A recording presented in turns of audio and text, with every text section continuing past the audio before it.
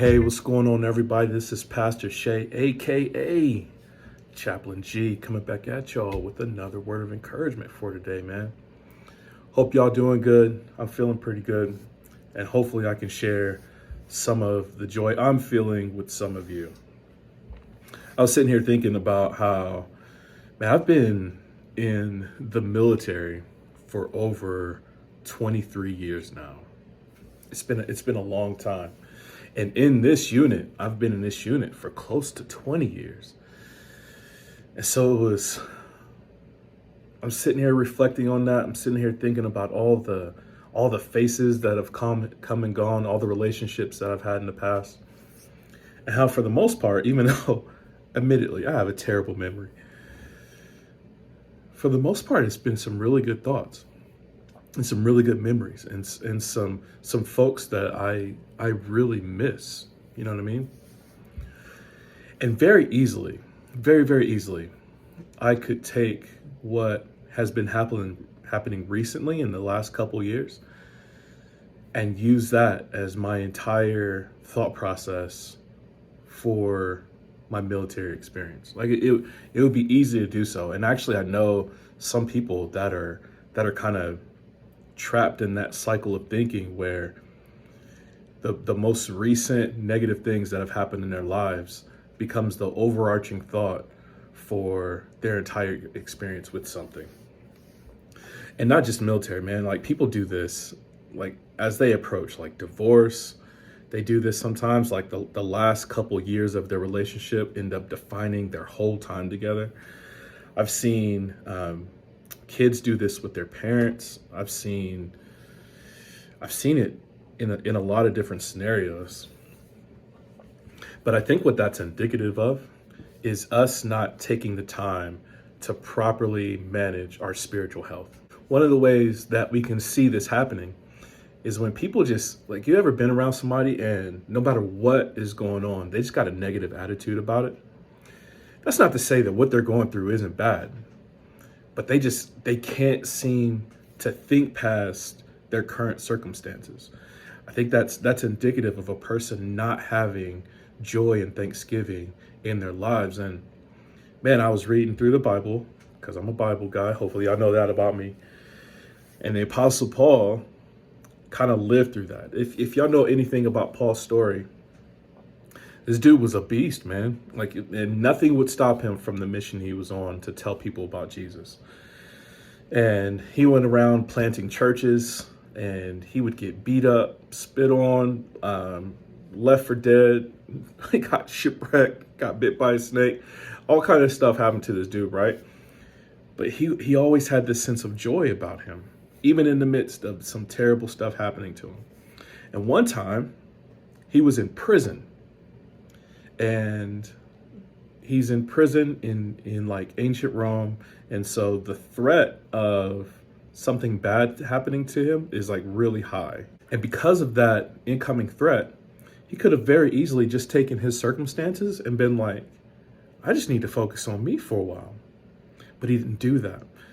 As he's sitting in jail, he writes a good portion of his letters back to the churches to encourage them in their faith. This man who very easily could just say, you know what, I just give up. Life is just too tough. There's people out to get me. I'm always in some kind of trouble. I need to pause for a while. I need to take some me time.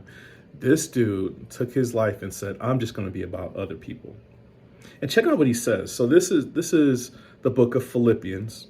He's writing a letter back to these people that live in Philippi. So they're called the Philippians. And he says this to them. Check this out. And hopefully this is a word of encouragement for you. He says, I thank my God in all my remembrance of you, always in every prayer of mine, for you all, making my prayer with joy. Paul knew that the way to combat our own terror, our own self-loathing, our own, like when we're just down on ourselves, he knew the best way to combat that was with thanksgiving and joy. So as Paul is sitting in prison, he's probably going through all the things he's thankful for, all the people that would come to mind about how they've built up his life, how they have added value to his experience, how he's been in their lives and how he's done for them, and he can watch them and see how they've grown and how they've matured and how they love each other, and he's thinking through all that, and it's like a constant injection of thanksgiving and joy. And that, y'all, that is the key to living a life that even when stuff is going bad, you might be in a terrible marriage, you might be in a bad situation at work, your kids might be like just terrorists. I don't know. You probably got other stuff that I'm not even touching on.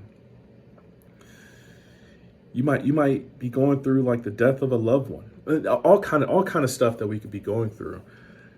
The key to combating some of those feelings that try to drag us down into the pit is to have this constant injection of thanksgiving and joy in our lives.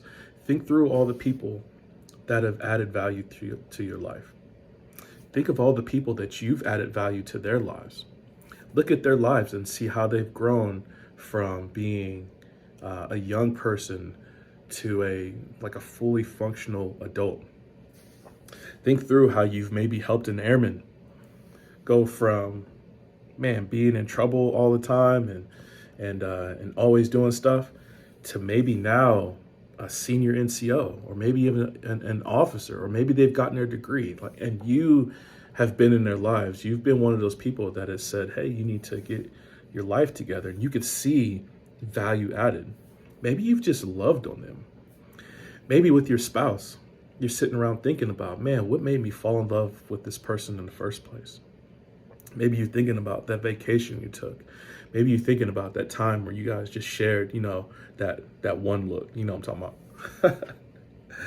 Whatever it is, man, it's that constant injection of joy and thanksgiving into our lives that combats all the crud that we walk through in life. So, hopefully that is encouraging for y'all. I know for me, it's good to sit around and think through some of the experiences I've had over the course of time I've been here, and I love y'all, and so it's easy to do. But I hope y'all doing well. Please, please, please make sure to like, share, comment, subscribe. Subscribe is like the biggest help. If y'all can do that, spread the word. We're trying to keep this thing going, and I hope y'all are well. If you're not well, give me a holler. If you are well, give me a holler. Oh, and may the 4th be with you, right? I had to throw that in there. But until next time, y'all, grace and peace.